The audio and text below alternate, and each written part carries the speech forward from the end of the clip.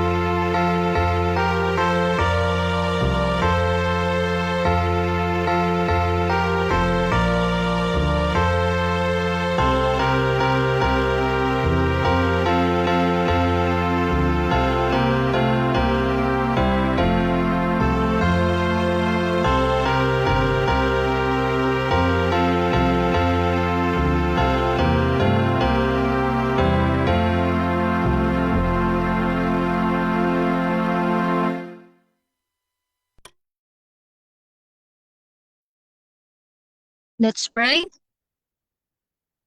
Amang banal sa mga langit, maraming salamat Panginoon sa buong araw na inyo po kaming ginabayan at muli po kaming makakapakinig ng inyong pong mensahe sa gabi nito. Ikaw po magbigay sa amin ng kaalaman, lalong-lalo na ang tagapagsalita na kanya po itong may bahagi ng tama at naayos sa inyong banal na kalooban. Maraming salamat Panginoon sa pagdinig sa aming dalangin sa pangalan ni Jesus. Amen.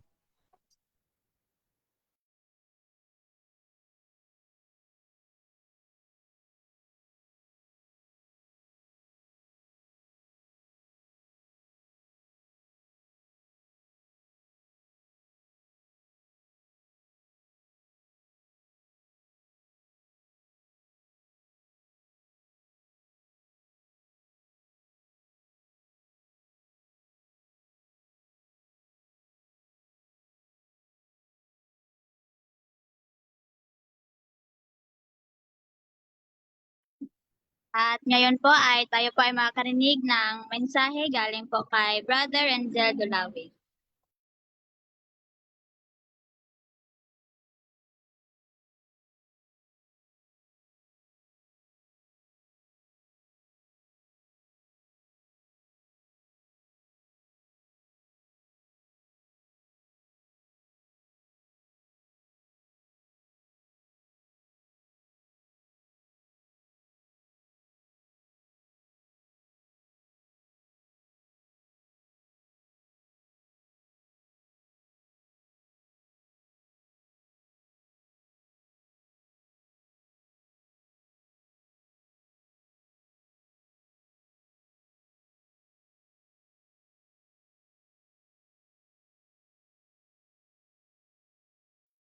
Hello po.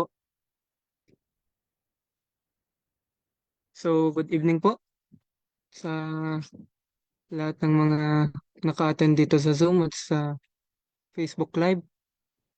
At ako po ang magpe-present ngayong gabi ng topic natin from Amazing Grace, April 16, Four Times of Trial.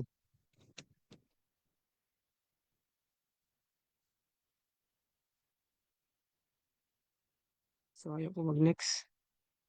Yan, lang.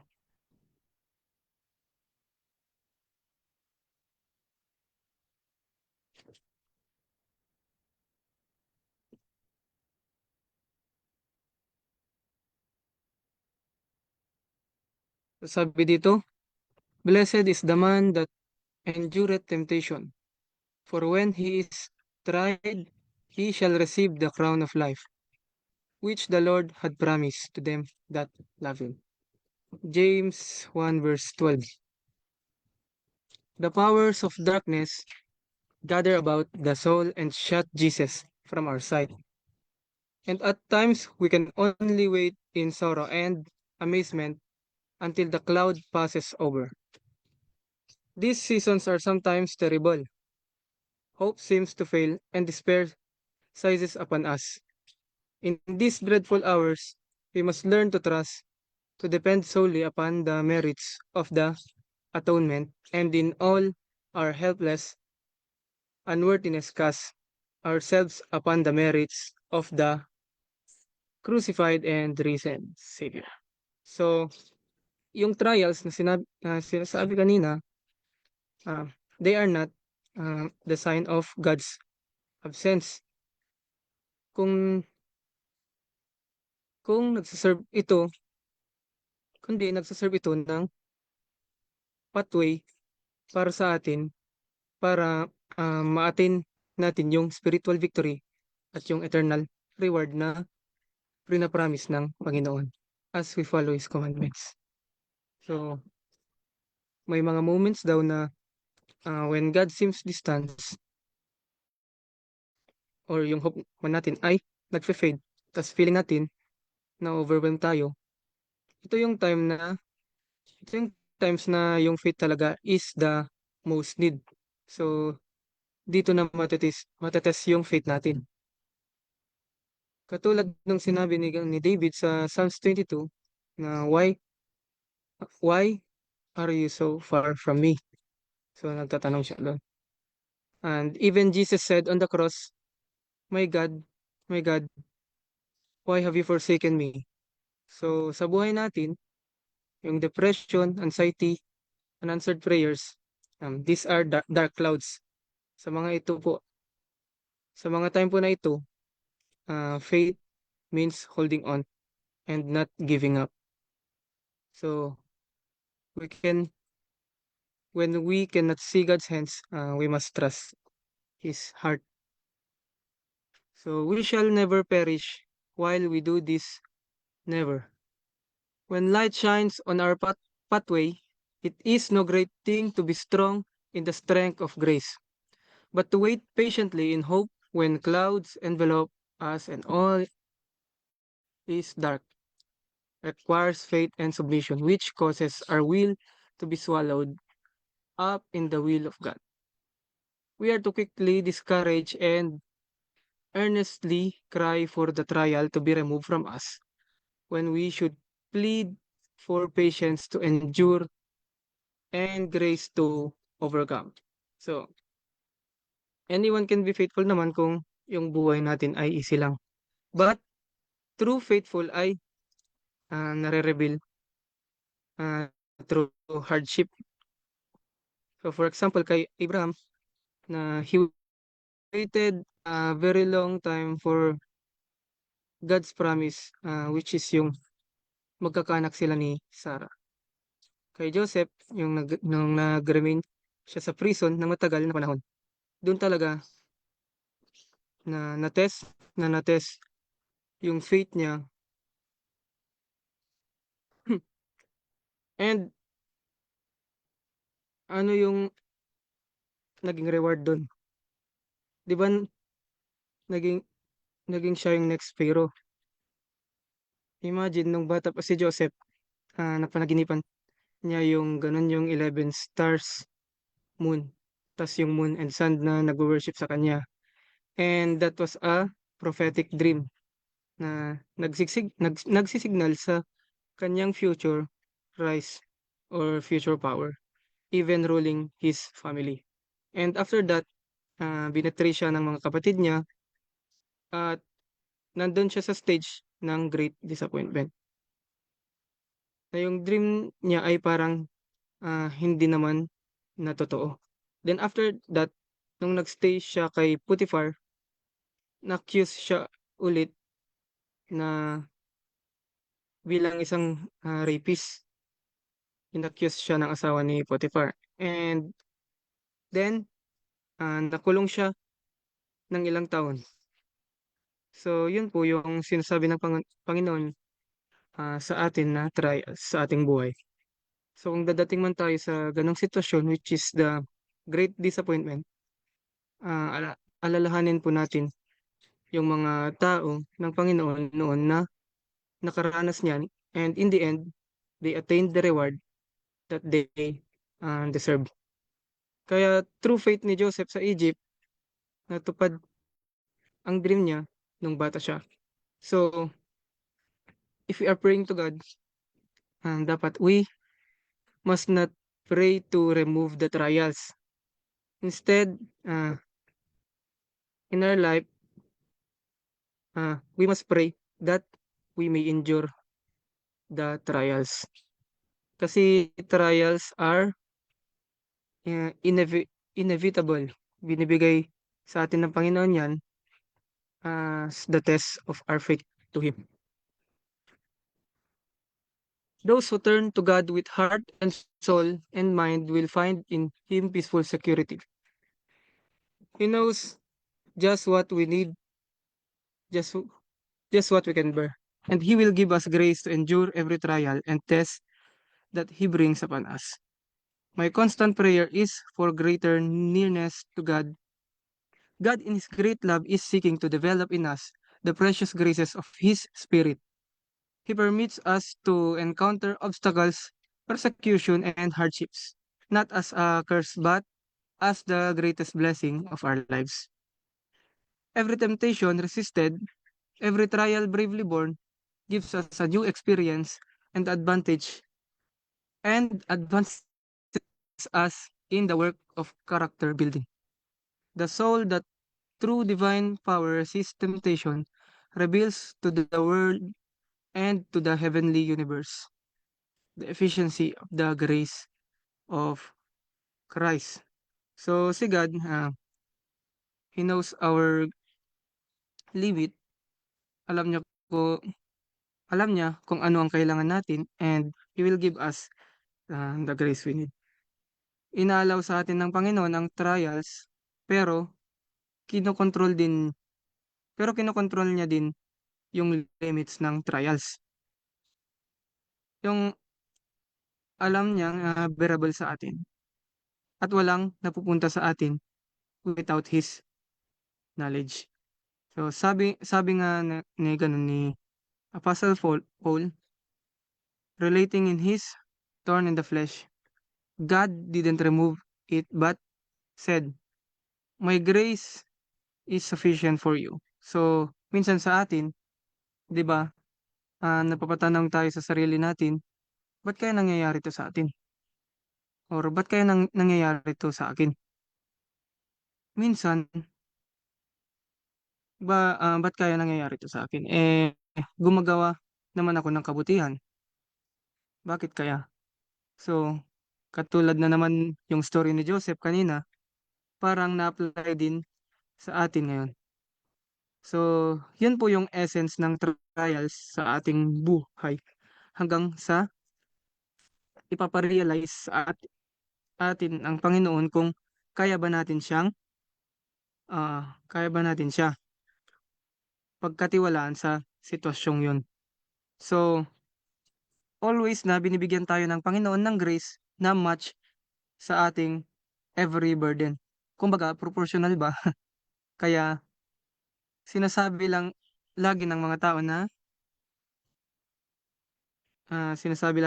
na nothing is impossible when you have God on your kasi on your every burden kasi nga yung grace niya ay proportional sa ating burdens. At saka every temptation naman na kung temptation naman, every temptation naman na nare-resist natin ay naglilid sa advancement ng character building natin. So ang trials din kasi ay hindi siya obstacles kundi isa itong ah, growth, spiritual growth mo.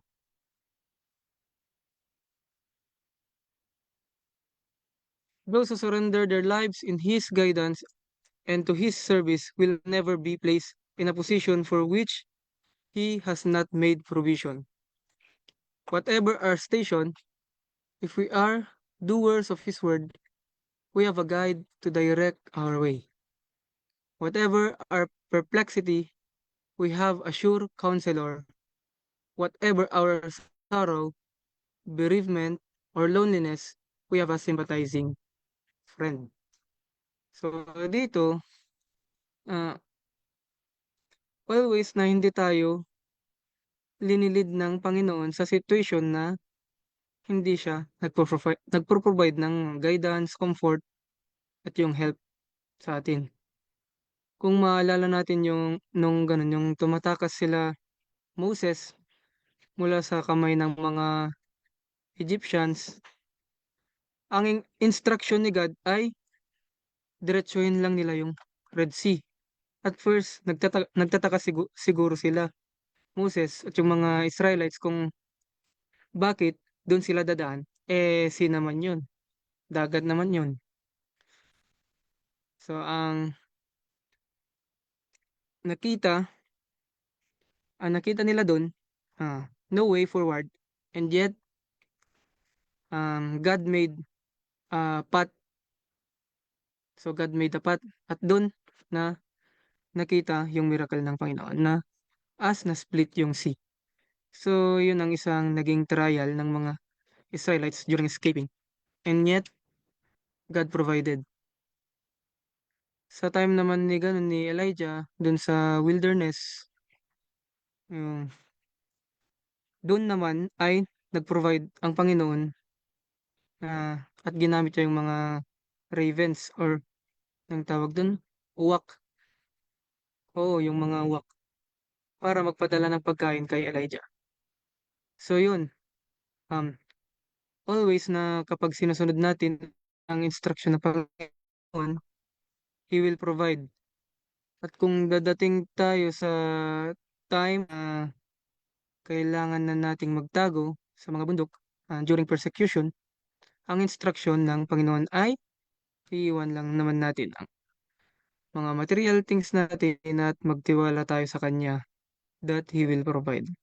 Ang lalahanin lang natin, kung tayo ay lost, laging nandyan ang Panginoon as guide. Kung tayo ay confused, nandyan ang Panginoon para sa atin as counselor. Kung tayo ay alone, nandyan ang Panginoon sa atin bilang isang kaibigan. Next. So, yun lang po. So, yun po sa lesson natin.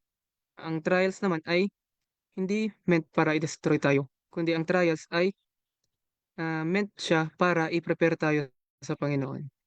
Tulad ni Job na naging faithful, si Joseph na nag-trust lang siya sa process ng Panginoon, at kay Jesus na sinurrender niya ang will niya sa Ama. At kung dadating ang panahon na tayo ay naka-endure naman sa trials na binigay ng Panginoon, ipepesto sa atin ng Panginoon ang corona sa ating ulo. So, yun lang po at kinagagalak ko pong marinig ang inyong mga karagdagan tungkol sa mensahe ngayong gabi. So, maraming salamat po.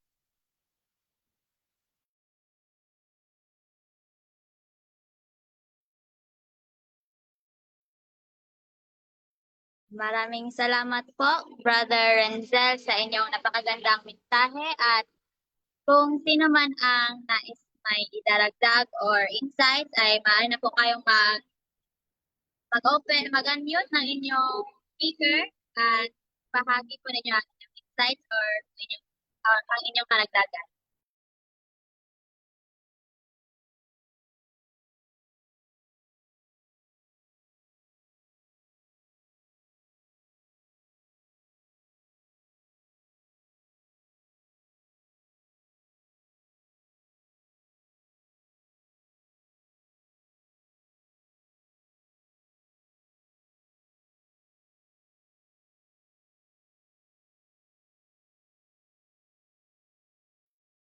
So, sa ngayong gabi po, no, ating napag-aralan ang kung ang mga pagsubok ay para sa atin, ang mga dapat isipin natin yung mga pagsubok ay isang blessing kasi pag ma-overcome natin yung mga pagsubok ay pwede na din yun siya nating maging strength or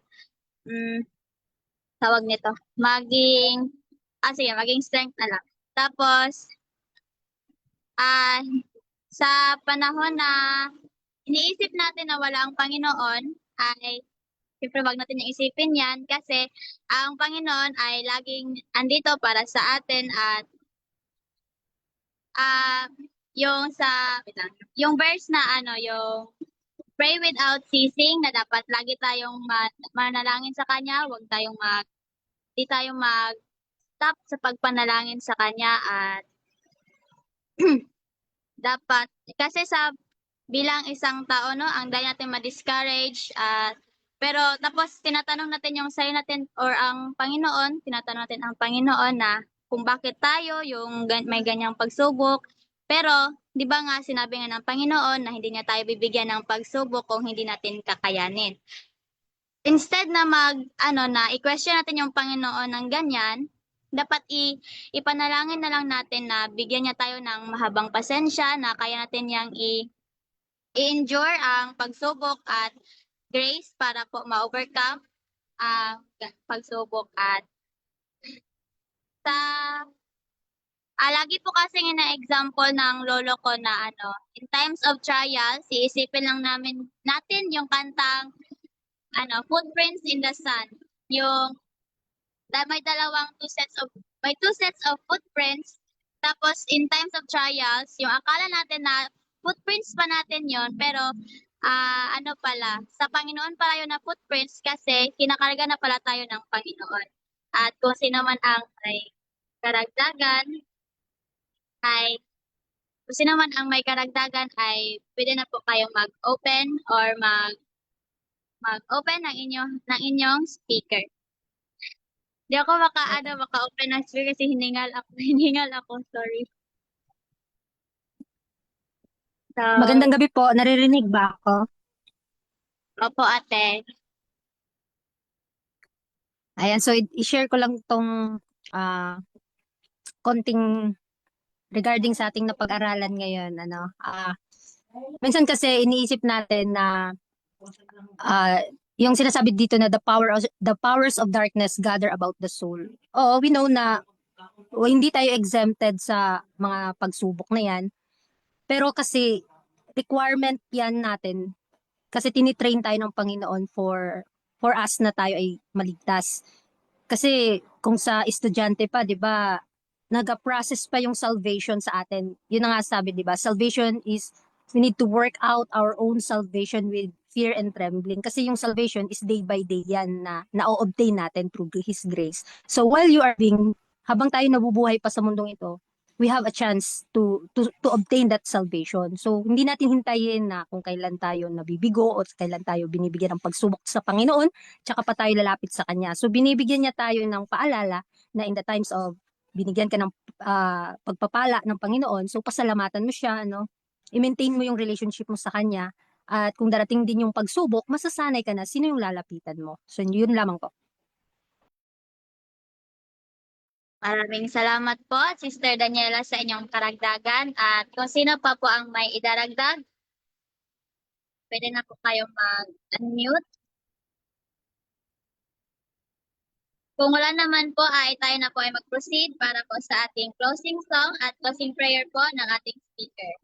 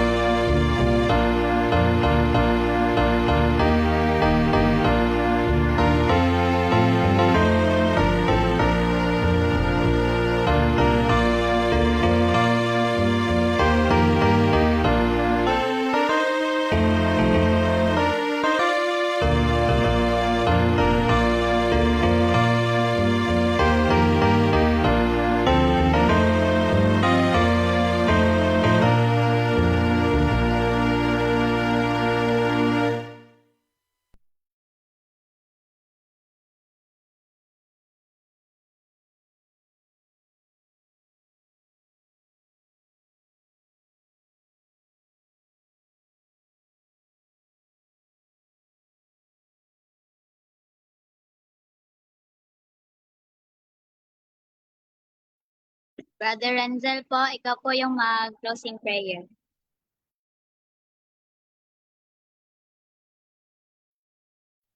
Sige po. So tayo po ay manalangin. Heavenly Father, thank you for reminding us that trials are part of our journey. When we feel weak and discouraged, give us strength to endure and faith to trust in you. Help us to rely on your grace and to remain faithful in every situation. Guide us, comfort us, and shape our character through every challenge we face. May we always hold on to you until the very end. In Jesus' name we pray. Amen.